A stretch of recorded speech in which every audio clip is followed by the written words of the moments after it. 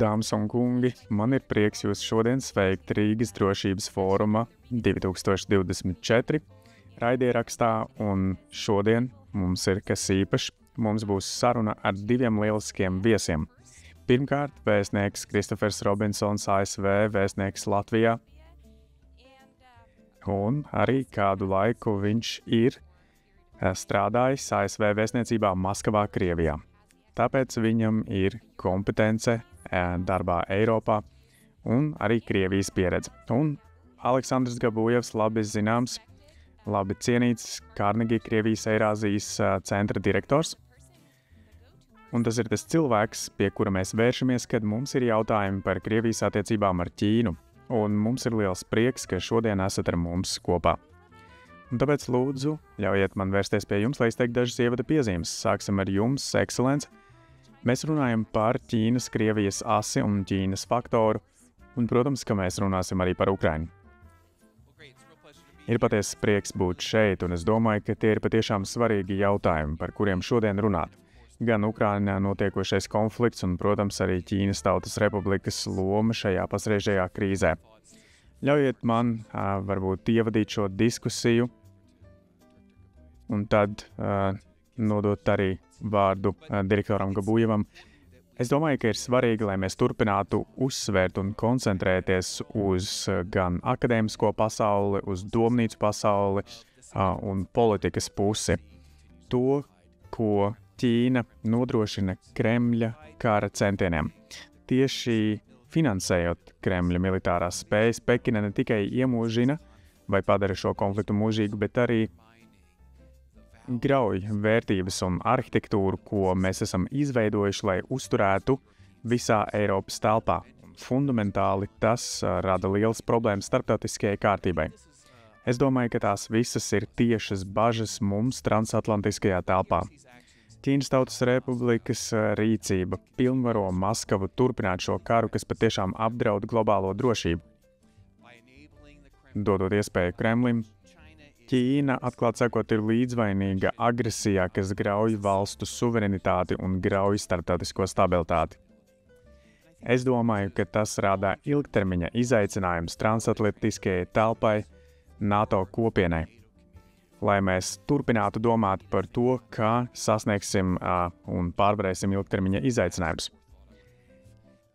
Es domāju, ka viena no pamatdomām ir, ka Ķīna un tās loma atbalsts Maskavai, tās agresijas karā pret Ukrainu grauj. Arvien vairāk mēs to redzam, ka drošību grauj Eiropas telpā. Tas tieši un nesaraujami ir saistīts ar drošību Indijas un Klusā okeāna reģionā. Tas nav kāds tāls konflikts vai izaicinājums. Tas, kas notiek Indijas un Klusā okeāna reģionā, tieši ietekmē mūsu vērtības, sistēmu, ko esam izveidojuši, uzturam un sargājam tās vērtības, no kā latvieši ir guvuši labumu pēdējos 30 gados. Gan tātad Indijas un Klusā okeāna reģionā. Es domāju, ka mums ir jāatrod veids, kā strādāt, kā turpināt strādāt kopā Amerikas Savienotajām valstīm un Eiropai, lai stātos pretī šim izaicinājumam un skaidri norādītu uz kādām sākām Pekinai par atbalstu Maskavai. Paldies, ka uzaicinājāt, man ir prieks būt šeit. Tas ir bijis tāds labs ievads, paldies jums, divu teātru, divu skatuvju problēma. Aleks, balstoties uz to, ko vēstnieks ir ieskicējis ļoti daļrunīgi, es domāju, ka arī mums ir svarīgi akadēmiskajās aprindās un domnīcās domāt, atkāpties, paskatīties no malas, kāpēc, jāsaprot, kāpēc iesaistītās puses uzvedas konkrētā veidā. Attiecībā par Ķīnas politiku uz Krievijas briesmīgo agresijas karu pret Ukrainu, es domāju, ka ir jāsāk ar sapratni, kāpēc šīs attiecības ir tādas vai ārkārtīgi svarīgas Ķīnai. Ļoti svarīgi arī ASV. Ķīna ir svarīgs partners ASV tehnoloģiju ziņā attiecībā uz tirdzniecības investīcijām. Tiešām, kāpēc, lai Ķīna apdraudētu šīs attiecības, izbeidzot Putina briesmīgo agresīvo karu? Problēma ir tā, ka Krievija ir neaizstājams kaimiņš ķīniešiem. un viņi nevēlas uz šīs robežas konfrontāciju. Ir ļoti daudz resursu, kas pienāk Ķīnā no Krievijas, un tas atbilst viņu ekonomiskajām vajadzībām. Viņi arī uzskata Krieviju par vienīgo savu partneri vai līdzgaitnieku ANO P5 sistēmā un ANO drošības padomē. Līdz ar to tas jau ir tāds dabisks redzējums, kur Ķīnai ir domstarpības ar rietumu demokrātijām. Interneta suverenitāte, pienākums aizsargāt daudzus kodolus, dažādus pamat jautājumus. Un šajā Ķīna redz sevi kā ilgstošā konfrontācijā ar Amerikas Savienotajām valstīm. Cilvēki uzskata, ka tā nav viņu izvēle, ka viņiem tiek uzspiests no Amerikas puses kaut kas, un viņi neatzīs, uzskata, ka amerikāņi neko citu neatzīs kā tikai Ķīnas pilnīgu sakāvi, un viņi to nepieņems, jo tā ir ļoti lepna tauta, un viņi vēlas konkurēt. Un šādā veidā nav svarīgi, vai tie ir demokrāti, vai republikāņi, vai Trumpa uzvara, kas atstās uz viņiem, vai arī izdarīs spiedienu uz viņiem, vai arī kādas Baidena politiku turpinājumi varbūt padarīs viņus gudrākus, sarežģītākus. Un viņi ir pārliecināti, ka būs konfrontācija. Tātad, ja viņi zaudē Krieviju kā savu sabiedroto, kas viņuprāt ir, vai rietumi lūdz vienkārši stumt Vladimiru Putinu zem autobusu, tā teikt.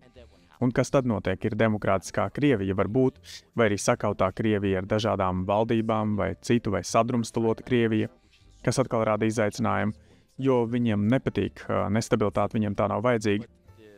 Bet jo vairāk, vai arī ja Krievija ir prorietumnieciska, tad tas viņiem ir murgs, jo stratēģiski viņi ir vienkārši ļoti noraizējušies par Ķīnas attīstību. Un tagad, kā ir ar Taivānu, kas ir ar Xi Jinpingu, Xinjiangu, un visi šie jautājumi tie nepazudīs.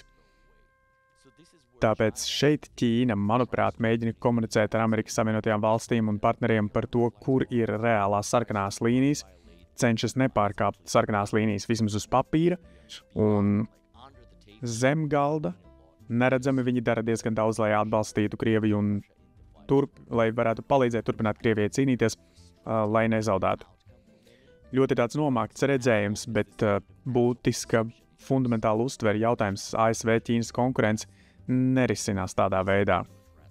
Un tad, vai tas būs kāds veids, vai ir iespējams to atrisināt Vašingtonā vai Pekinā, mēs atrodamies ļoti nomāktā briesmīgā situācijā, kas tieši ietekmē to, kas notiek kaujas laukā Ukrainā. Paldies!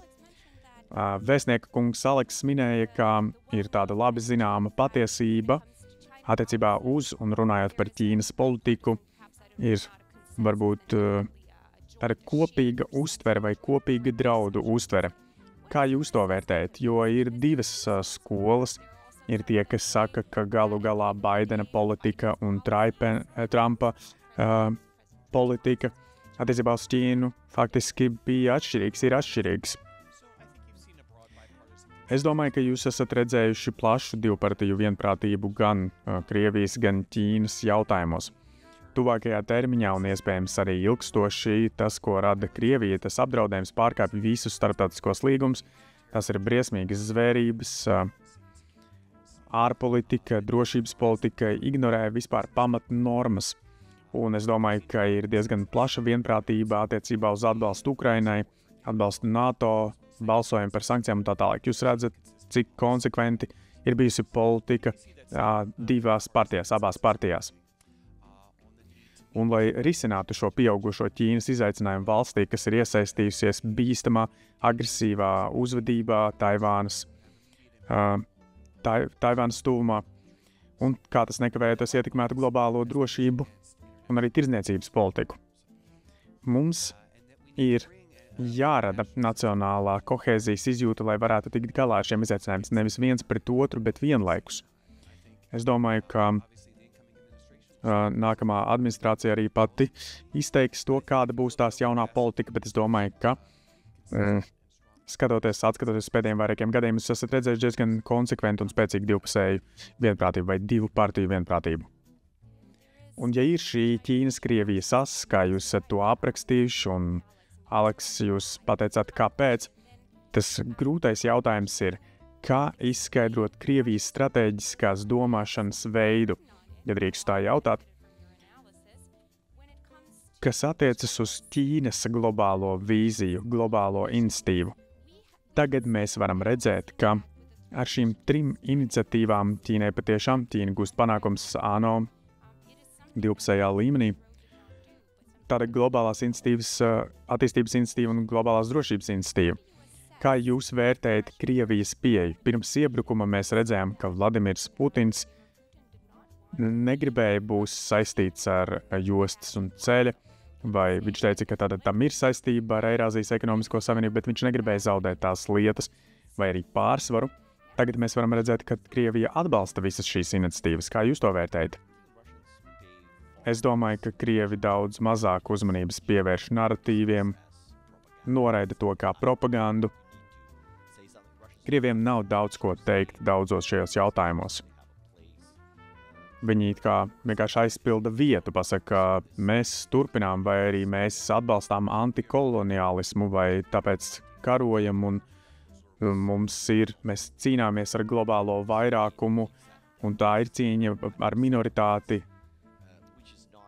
Tam globāli, piemēram, globālajos dienvidos nav daudz atbalsta. Viņi saka, ka jūs cīnāties Ukrainā, pārstāvat mūs, bet arī Krievija sapratīs, ka tās nav loģiski. Ļoti pragmatiskas lietas, lielāka demokrātija pasaulē, Indija turpina tirgoties ar Krieviju, pērk daudz vairāk tās naftas, kaut kas tāds un svarīgs un taustāms un pragmatisks, svarīgs Krieviem. Tas ir ļoti rupji tas, kā viņi saprot ārpolitiku. Es domāju, ka tā cena, lai attiecības ar Ķīnu būtu gludas, ir, lai dotu iespēju atbilst Sīdziņa redzējumam. Es domāju, ka pamatjautājums šeit ir tāds, ka pirms kara, vai arī ilgi pirms Krīmas aneksijas, Krievija faktiski bija diezgan labvēlīgā, izdevīgā strateģiskā pozīcijā. Krievijai bija normālas attiecības ar Amerikas Savienotajām valstīm, kas uzlabojās pēc sākotnējā šoka pēc Krīmas aneksijas un kara Donbasā. Tad nekādu sankciju, nekādu dziļu konfrontāciju, būtiskas atšķirības, bet tādas, kuras varēja pārvarēt un bija jārisina. Un paplašinātas attiecības ar Ķīnu un ļoti stabilas dziļas attiecības ar Eiropas Savienību, kaut arī bija jau spriedze pirms Krīmas aneksijas. Kā vēlreiz es saku, ka bija daudz labāk. Krievija bija tādā pozīcijā, kurā tā varēja izvēlēties saglabāt tādu vienotību ar 2 lielākajām lielvalstīm. Šis līdzsvars ir pilnībā sagrauts pēc Putina noziedzīgā iebrukuma, un tagad Krievija ir daudz asimetriskākās attiecībās ar Ķīnu, kur Ķīna ir vajadzīga viņiem daudz vairāk nekā Ķīnai Krievija. Tā problēma Putinam ar konfrontāciju, Ķīnas konfrontāciju ar Savienotajām valstīm, kamēr Ķīna palīdz Krievijai izturēt rietumu spiedienu un ASV nogremdēšanu, tas patiesībā paliek kā galvenais mērķis, ko Putins cenšas sasniegt. Un tātad viss ir pakārtots galvenajam mērķim, sakaut vai kā pārvarēt ASV. Paldies, bet jūs pieminējāt arī Indiju šeit, un vēstnieka kungs, man rodas tāds jautājums, jo ir arī viedoklis, ka, ja acīm redzot Krievijas-Ķīnas attiecības ir tālu no ideālām, tas nav tāds. Tur ir kaut kādas noteiktas izdevības, ērtības. Vēl viena spriedze ir tāda, kā vēsturiskās attiecības varbūt ar New Delhi vai arī Vietnamu Krievijai. Un tāpēc es domāju, cik daudz te mēs ieliekam tajā analīzē un kāds ir jūsu vērtējums, vai Krievijas attiecības ar Indiju patiešām ir tāds domstarpību punkts starp Krieviju un Ķīnu, un vai tas ir kaut kas tāds, kas it kā ieliek tādu iztrūkumu vai arī kaut kādu negatīvu punktu. Es gribētu, ja pirms tam tika novērtēts, ka it kā ir tāds iedzīts ķīlis starp abām valstīm. Šeit es cenšos arī saprast to pareizo formulējumu attiecībā uz spriedzi.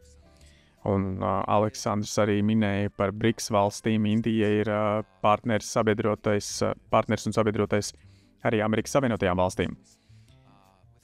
Un tas arī ir visu interesēs. Dažkārt šīs intereses ir pretrunā ar Maskavu. Un, ja mēs domājam, vai tās ir attiecības ar Vietnamu, vai Indijas attiecības, Krievijas attiecības ar Indijas klusā okeāna reģionu vai globālajiem dienvidiem plašākā nozīmē, mēs esam redzējuši, kāda ir Krievijas globālās pozīcijas ietekme pēc iebrukuma Ukrainā.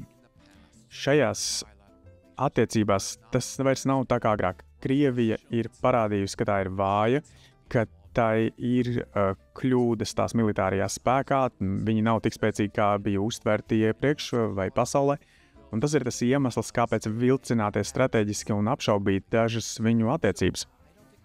Nedomāju, ka mēs vēlamies kaut kā to visu atstāt tādās binārās attiecībās vai tādā plaknē. Es domāju, ka ir svarīgi iesaistīties, sadarboties ar citām valstīm no Amerikas Savienoto Valstu perspektīvas, lai padziļinātu tās, lai parādītu, kas tad ir likts uz spēles visā pasaulē ar Krievijas iebrukumu Ukrainā un ko tas nozīmē pasaules kārtībai, stabilitātei, ANO sistēmai, kas šīm citām valstīm ir ļoti dārgi viņu pašu progresam un stabilitātei.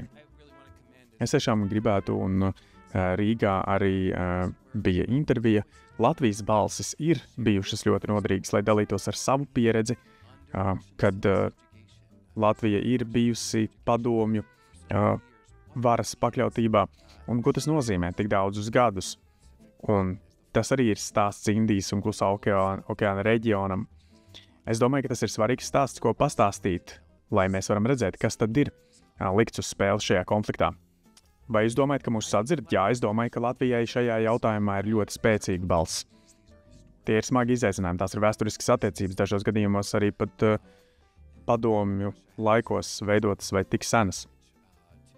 Un Krievija ir mēģinājusi izmantot visas sviras un instrumentus, lai izturētu šīs attiecības. Es domāju, ka viņi ir aizvien mazāk veiksmīgi. Mēs to esam redzējuši ANO balsojumos un citur.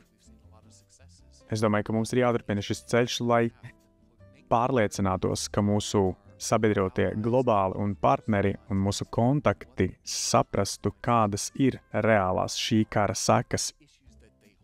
Un tādiem jautājumiem, kas viņiem ir dārgi. Jā, un Latvijā jau te nav tikai par kāroto vietu ANO drošības padomē, bet tāpēc, kad tas ir tā kā situācijā ar Krievijas karu Ukrainā, mēs esam visi briesmās. Es priecājos dzirdēt jūsu šādu analīzi, bet, Aleks, tad mēs varam pavērt vairāk detalizēt šo tematu. Tagad ar nesenajiem notikumiem ar Krieviju, Ziemeļkoreju un viņu militāro sadarbību un viņu klātbūtni saskaņā ar ziņojumiem. Un tad vēl ir runas par Krievijas attiecībām ar Irānu, Ziemeļkoreju un Ķīnu, un šīs sarežģītās attiecības, kas joprojām nav alianse, un tomēr rietumiem vēl ir kā sarežģījums vai grūti ar to strādāt. Kāds ir jūsu redzējums par šiem četriem? Cik lielā mērā jūs redzat saskaņotību? Cik lielā mērā jūs redzat problēmas? Kā jūs vērtējat šo asi? Es izvairītos no tāda bināra vērtējuma, ko rietumos cilvēki bieži izmanto, teikt, ka tam nav tāda dziļuma, vai arī kā ASV viena no militārajām aliansēm visā pasaulē, jo tas nav NATO, kas ir gadu desmitiem kopīgi mācījušies, arī attīstījuši vērtības un integrējušies ekonomiski, piemēram, tā ir visdziļākā, visspēcīgākā militārā alianse. Ja tas tā nav, tad mēs varam to noraidīt kā kaut ko, piemēram, virspusēji. Jūs izmantojat, piemēram, šo terminu kā fiktīvās laulības. Varbūt cilvēki domā, ka fiktīva laulība nevar būt ilgstoša. Ilgstošāka par kaislīgu romantiku. Tāpēc, ka tur ir šis te iemesls kaut kāds, tur ir nodoms, kāpēc. Viņu attiecības virza taktiski apsvērumi, un it īpaši tie ir aktuāli tagad. Bet viņiem ir arī kopīgi draudu uztvere. Viņi redz, ka Amerikas Savienotās valstis un Amerikas Savienoto valstu vadītā kārtība ir tieši drauds.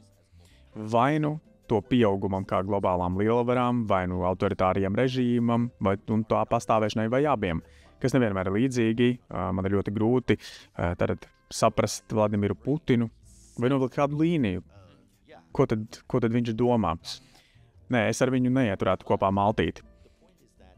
Bet kur mēs varam novilkt līniju starp to, redzot kā viņu kā caru, kā mantinieku, lielo Krievijas līderi, kas patiešām rūpējas par savu valsti un tādu korumpētu autokrātu, kas dzīvo šajā briesmīgajā pieminētajā, piemēram, Alekseja Navaļņija, kā tas ir atspoguļots Alekseja Navaļņija dokumentālajā filmā. Kīma, Xi Jinpinga, Putina, Ajatola Haimini režīmi, kā viņi sevi redz ne tikai kā līderus autoritāriem režīmiem, bet kā lielu varu līderus, noteikti Irānas gadījumā, Krievijas un Ķīnas gadījumā. Un viņi uzskata, ka ASV noliedz viņu likumīgo vietu reģionālajā, globālajā drošības arhitektūrā. Viņi domā, ka ASV dodas viņus graut viņu režīmus. Es domāju, ka mēs esam redzējuši daudz dziļuma šajās attiecībās, it īpaši starp Krieviju un Ķīnu. Bet mums vajadzētu padomāt, ko viņi vēl varētu darīt vairāk kopā. Viņam nav nekā līdzīga kā, piemēram, 5 acu izlūkošanas alianses, bet iedomājieties, ja izlūkdienesti sāktu vairāk dalīties. Viņi jau tagad arī nodarbojas ar pretizlūkošanu, kā mēs to zinām. Kas ir tad, ja viņiem būtu kopīgas operācijas, kopīgas misijas?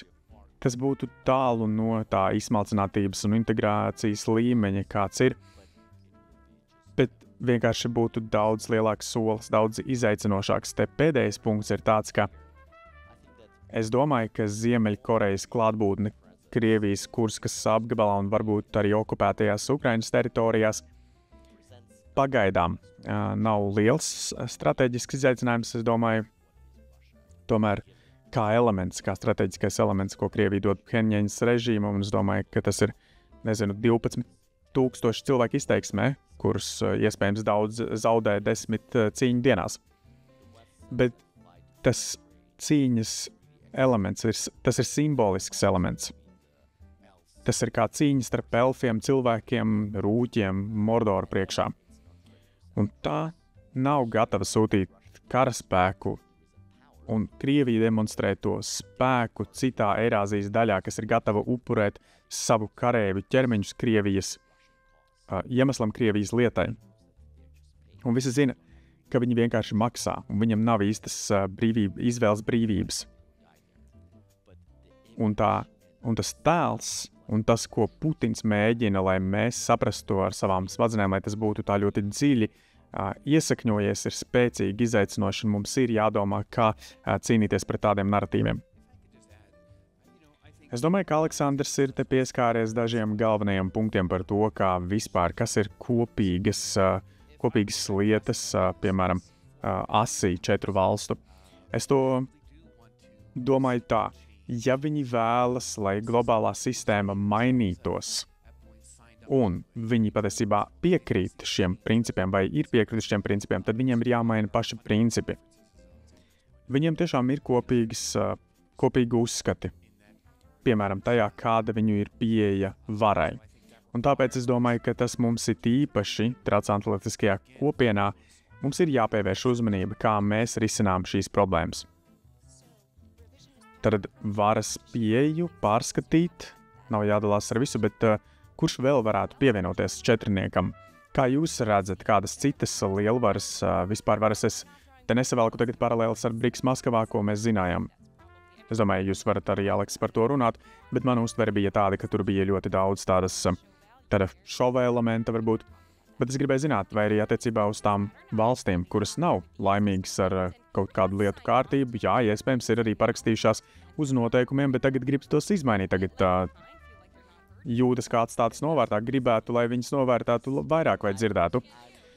Vēstniekam tas nav jākomentē, bet es ar prieku to darīšu. Tātad daudz, kas notiek tāpēc, vai arī ne tikai tāpēc, ka Putins klāji pārkāpj starptautiskās normas bez reāla iemesla iebrūkot tās neatkarīgajā kaimiņu valstī.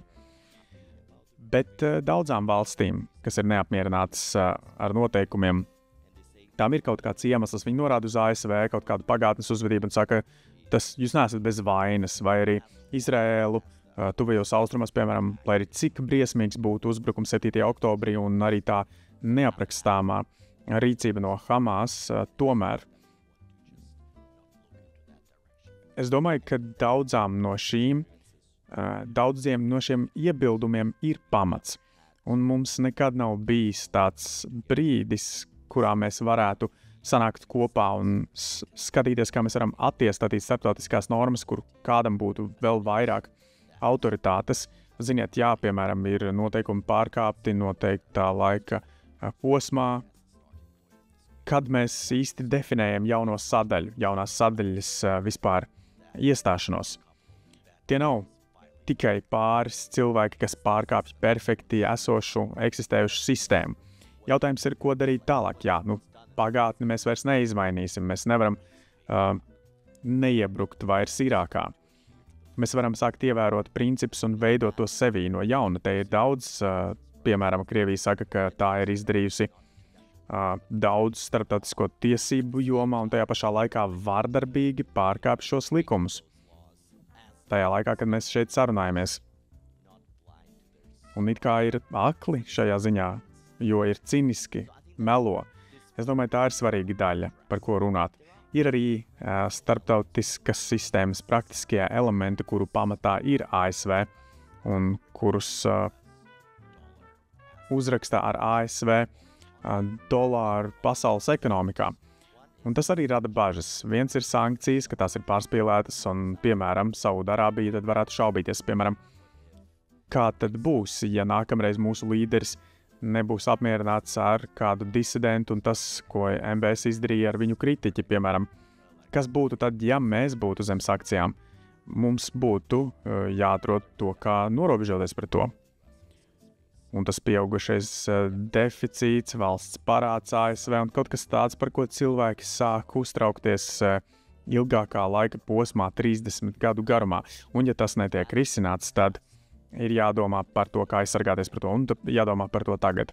Šobrīd nav acīm redzams tādas aizsardzības vai pilnīgi saprotams, un visas šīs sarunas, manuprāt, ir vai sakņojas kaut kādā neapmierinātībā, kas ir jārisina, tostarp proaktīvi, un tā ir viena valsts, kas to var darīt, tā ir ASV, redzēsim, ko jaunā administrācija liks galdā tiešām, lai risinātu iebildumus papildu kampaņas retorikai, kas jau ir izteikta.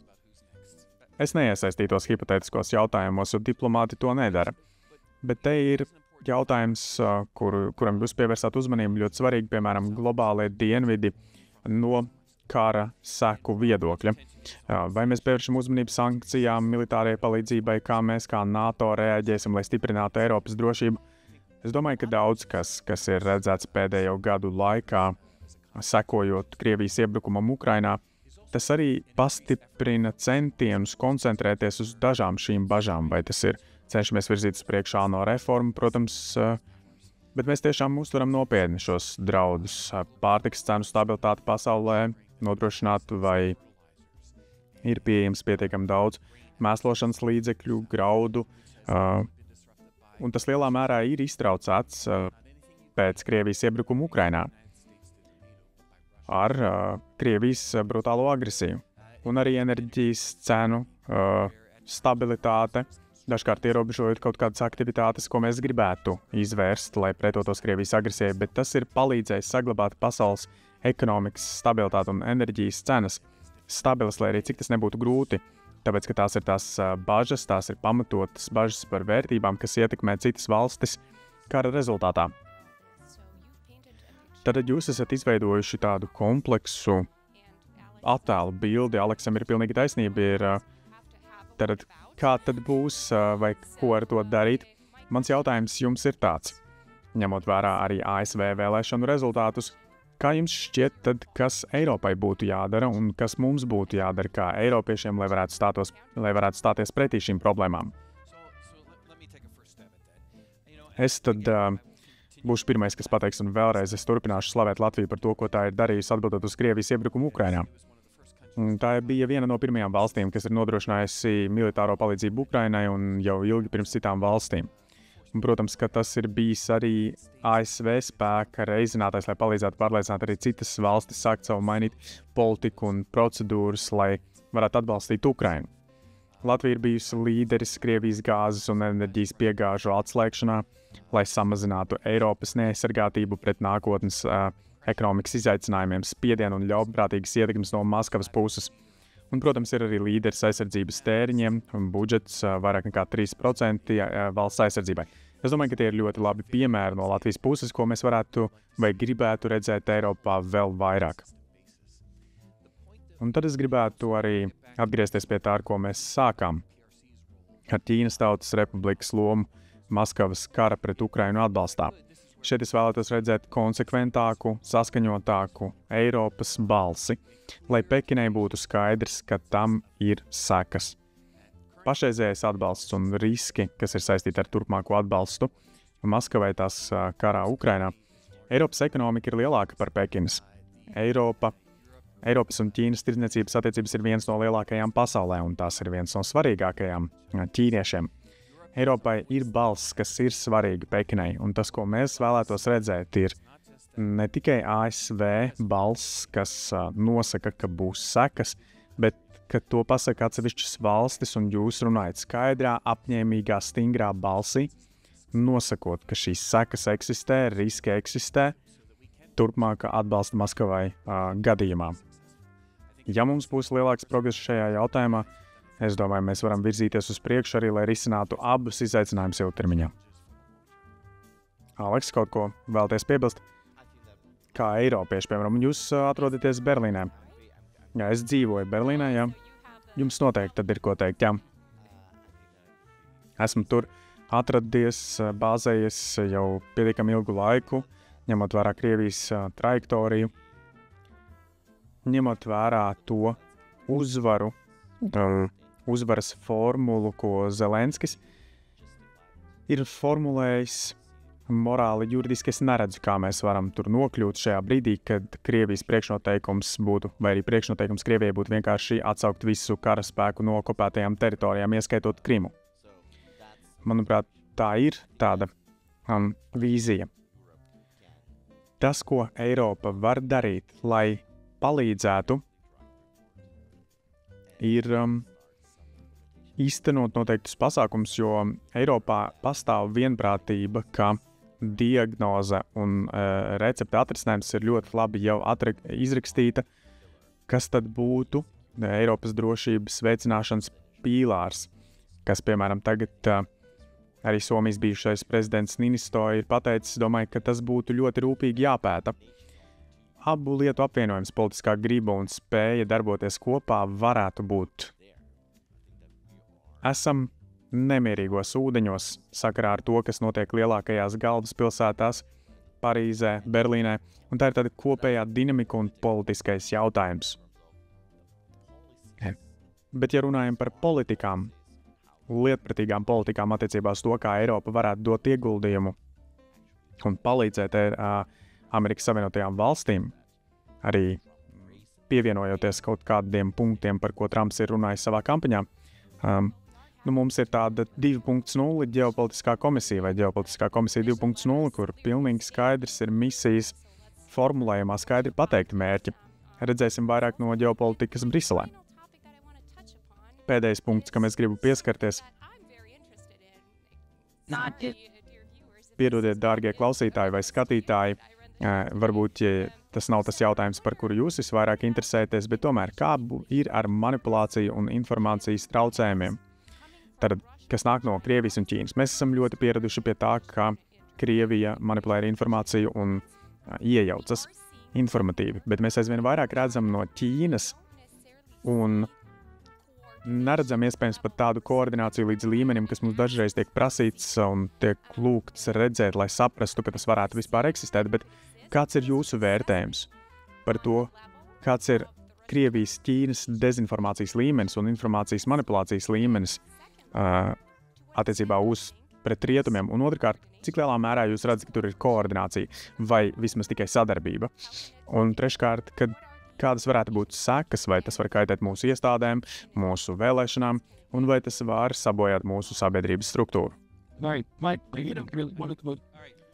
Es domāju, ka mēs jau tagad esam dzirdējuši vienu no svarīgākajiem jautājumiem. Mēs turpinām par to domāt, mēs pielāgojam mūsu rīkus un atbildes.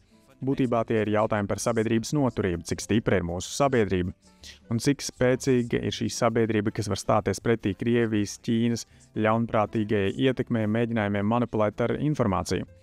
Kā to var darīt? Mums ir jāturpina koncentrēties uz dažādiem instrumentiem un metodēm. Es domāju, ka tagad jau 10 gadus aptuveni Amerikas Savienotās valsts un Eiropa ir ļoti cieši sadarbojušies. ASV un Latvija ir bijusi spēcīga divpusēja partnerība sadarbības jomām, dezinformācijā, cīņā ar dezinformāciju. Un te ir tātad ilgstošas dažādas metodas un rīki, pat sankcijas, kā mēs identificējam un izjaucam dažādus no šiem tīkliem. Te mums atkal jāpievērš uzmanība par to, kā Ķīnas dezinformācija vispār norisinās Eiropā. Mums ir bijušas trīspusējas sanāksmes tikšanās starp Amerikas Savienotajām valstīm, Dienvidkoreju un Japānu, šo valstu ārlietu aizsardzības ministriem. Un dezinformācijas apjoms Indijas klusā okeāna reģionā, lai pretotos Ķīnas centieniem, šeit ir jākoncentrējas tāpat, kā mēs to esam darījuši, kad cīnāmies pret Krievijas dezinformāciju darbam Eiropas telpā. Un kopīgi jāstrādā arī pret šādu pašu ietekmi no Ķīnas puses. Es domāju, ka te ir daudz ar ko dalīties, dažādi rīki. Es domāju, ka Latvija ir tiešām līderis vienā ziņā, kā to vispār risināt. Protams, ka ir vēl vairāk, ko varam darīt, bet tā jau ir laba pieredze, kas ir veidota 10 gadu garumā, kopš MH17 notriekšanas 2015. gadā, un kur mēs esam šodien. Mēs esam daudz iemācījušies, kā cīnīties pret šiem Krievijas dezinformācijas centieniem. Mums ir jāpievērš tam uzmanību un tiešām jāskatās uz to, kāda ir Latvijas pieredze, lai mēs varam kaut kādā līdzīgā veidā vai tādā pašā veidā arī vērsties pret Ķīnas centieniem. Pagaidām mēs redzam vairāk tādu kā darbu paralēli, tā vietā, lai strādātu kopā.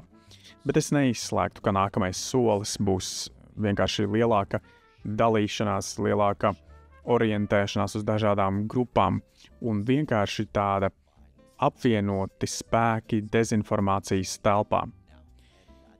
Pašas attiecības kļūst par aizbergam līdzīgu struktūru, ka tur ir daudz lielāka zemūdens daļa, kuru mēs neredzam, un gan Pekinai, gan Maskavai ir interese padarīt to tieši tik neredzamu arī novērotājiem no malas. Es pilnīgi noteikti nostātos vēstnieka pusē un piekrītu viņam pilnībā, ka mums ir noteikti rīki, kā risināt šo problēmu.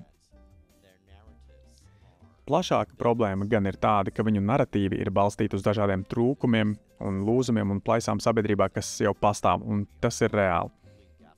Viņi būtībā vēl piemet ogles šim ugunim, un tā ir manipulācija, tā ir dezinformācija, kuru izmanto ārēji naidīgi dalībnieki. Bet ne tikai, arī daži politiskie spēki Eiropā un rietumu demokrātijās. Es domāju, ka ar tehnoloģiju attīstību, mākslīgā intelekta attīstību tas kļūs patiešām par lielu problēmu. Tāpēc atbilde uz to būtu, vai tai ir jānāk no sabiedrības. Es uzliktu tādu virsrakstu, runa ir par izglītību, kritisko domāšanu. Bet es domāju, ka te arī daudz dziļāk būtu jāvēršas un jāmēģina atrast pamatcēloņus, lai padarītu sabiedrību imūnu. Un tas neizslēdz to, ka mums ir jākoncentrējas vēlreiz uz tiem rīkiem, par ko ir runājis vēstnieks. Jā, tātad ir jārisina plašākā nozīmē. Varbūt ir kādi vēl komentāri noslēgumā. Es domāju, ka tas ir lieliski, ka mēs spējam novadīt šādas sarunas te Rīgā. Es domāju, ka tiešām Latvija un ziemeļu daļas valstis NATO kontekstā tām ir liela, diezgan sāpīga pieredze, kas nozīmē, ka cilvēkiem viņi ir jāuzklausa. Jau šobrīd Eiropā dzīvoju 3. gadu, daudz mācos, daudz apgūstu pieredzi. Tā nav tāda perspektīva, ko cilvēki varbūt pat ir pieredzējuši, vai arī ko varētu pieredzēt tādā liberālā burbulī, piemēram, Maskavā. Es domāju, ka tas ir ļoti lieliski, ka jūs cenšaties to izplatīt ne tikai Eiropā, bet arī globāli, tāpēc lūdzu, turpiniet šo lielisko darbu. Paldies par uzmundrinošajām piezīmēm. Vai varat pārspēt šādu komentāru? Es centīšos, bet nezinu. Mēs arvien vairāk redzam, kā arī Aleksandrs Carnegie centrā un viņa komanda ir padarījusi lielu darbu. Bet mums ir ilgtermiņa un ilgstošs tiešām izaicinājums gan no Ķīnas, Pekinas. Fundamentāli mūsu spēks ir mūsu kopīgās vērtības. Un šīs alianses un partnerattiecības, kuras esam kopā veidojuši gadu gaitā, ir palīdzējušas mums pārvarēt dažādus izaicinājumus. Es domāju, ka tas dod mums pamatu, dod mums spēku cīnīties ar tiem arī turpmāk. Un es domāju, ka mums vajadzētu strādāt dažādās plaknēs, akadēmiskā darbā, domnīcās un arī politikas veidotāju līmenī, kuriem tas arī ir ilgtermiņa izaicinājums, jo to nav viegli pārvarēt, kā mēs iegūstam resursus un arī strādājam kopā, lai turpmākajos gados varētu pret to vērsties. Tad šodienai visu un paldies par šo diskusiju, paldies un ceru, ka jums tā patika.